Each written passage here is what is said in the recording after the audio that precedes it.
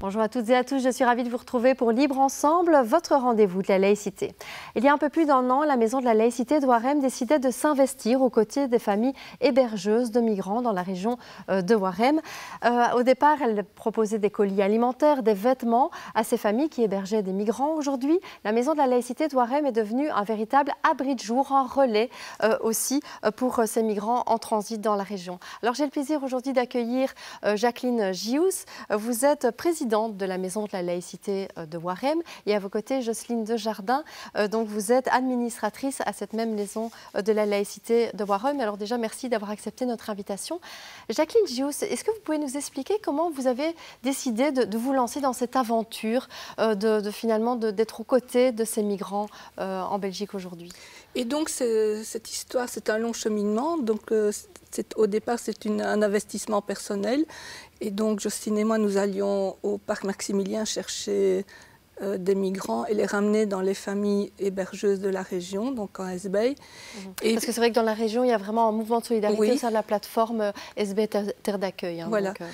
Et puis on s'est très vite rendu compte que ces personnes avaient besoin de vêtements et de nourriture.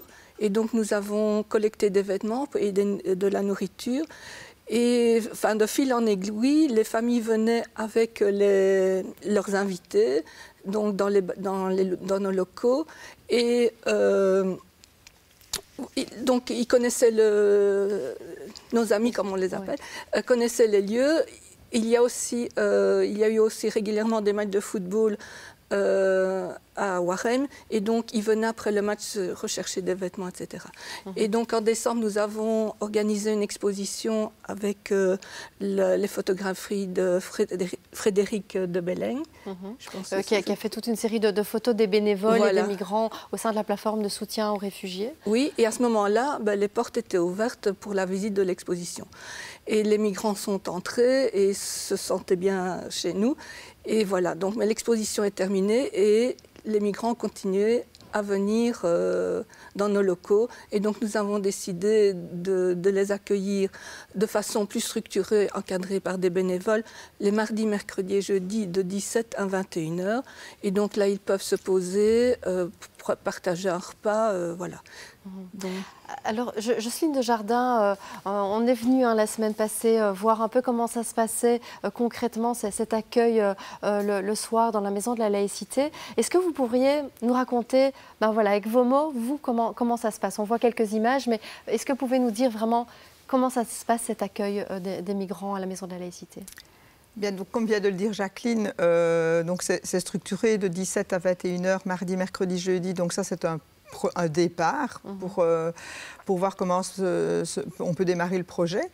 Et donc, voilà, on arrive, on ouvre les portes, on donne l'accès, et puis très vite derrière nous arrivent nos amis, les habitués, avec des copains, etc. Et ils viennent, ils connaissent les lieux, donc ils viennent, il y a la connexion Wi-Fi, ils viennent recharger leur téléphone, ils viennent recharger toutes les batteries, ils viennent recharger les leurs aussi. Oui, on voit par exemple ici sur les images des moments de vie un peu. Ça peut être un match des jeux de cartes entre eux, je pense là dans le fond, à la table. Il y a des enfants qui viennent, qui font des cakes chez eux, puis qui viennent leur offrir. Ils viennent manger, puisqu'on a une cuisine, et donc ils peuvent soit cuisiner, soit on a aussi des bénévoles qui proposent des plats. Ils viennent se ressourcer à tout niveau, se reposer simplement sur une chaise ou par terre, sur un coussin, un plaid, discuter entre eux, se retrouver pour repartir à 21 h à l'heure de la fermeture du relais. Oui, repartir soit en famille, soit dans des familles qui les hébergent dans la région, dans cette plateforme de soutien aux réfugiés, soit dehors. J'imagine que les mettre dehors à 21 h, ça ne doit pas être facile.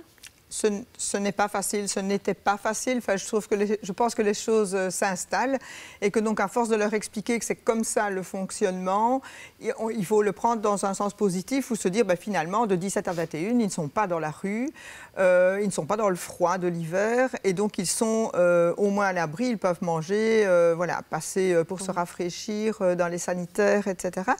Et donc oui, on les prévient que ça va être terminé, qu'il faut penser à à préparer son sac, à se rhabiller. Et à 21h, 21h30, 22h, on sort, on ferme les portes, nous on reprend notre voiture et eux, ils continuent dans les rues de Waremme vers leur aventure. Jacqueline Gious, comment expliquer qu'il y ait une population de migrants aussi importante dans la région de Waremme, parce que c'est vrai qu'on parle beaucoup du parc Maximilien à Bruxelles, mais ça veut dire que ces migrants se déplacent aussi sur le long des axes autoroutiers. C'est ça qui explique à Waremme, il y en a un certain nombre? Oui, bien sûr. Nous sommes situés sur l'axe Liège, Bruxelles et la mer. Et donc, leur souhait, c'est vraiment de partir en Angleterre. Et comme dans d'autres communes qui sont placées le long de l'autoroute, les migrants essayent de... Enfin voilà...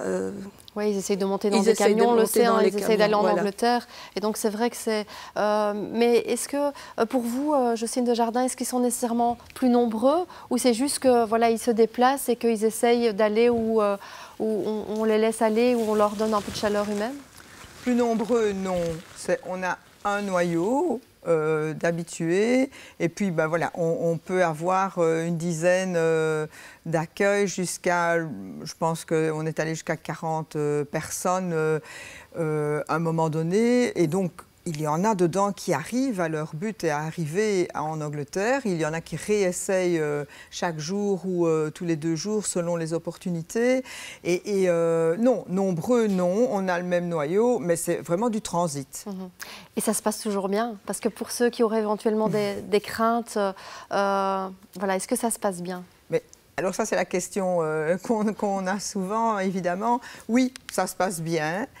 Quand on communique, quand on explique, quand on met les limites, oui, ça se passe bien, comme avec n'importe quelle relation entre les êtres humains. Ouais, j'imagine que c'est même des relations qui sont assez riches. Ces rencontres que vous avez faites, vous, ici à la Maison de la Laïcité de Waremme, tous ces jeunes, parce que c'est principalement des jeunes, ces migrants en transit, ce sont des relations voilà, assez riches, des rencontres assez riches? Oui, ce sont des rencontres très riches entre donc les bénévoles et nos amis, mais aussi entre les Belges entre eux. Donc on ne se connaissait pas et autour de cette cause, beaucoup de personnes se rassemblent de générations différentes, de philosophies différentes. Et voilà, c'est vraiment une rencontre tous les jours. Puisque maintenant le bouche à oreille fonctionne, il y a des personnes qui franchissent la porte et qui viennent nous demander comment ils peuvent nous aider. Et ce sont des personnes que je ne connaissais pas avant. Et voilà.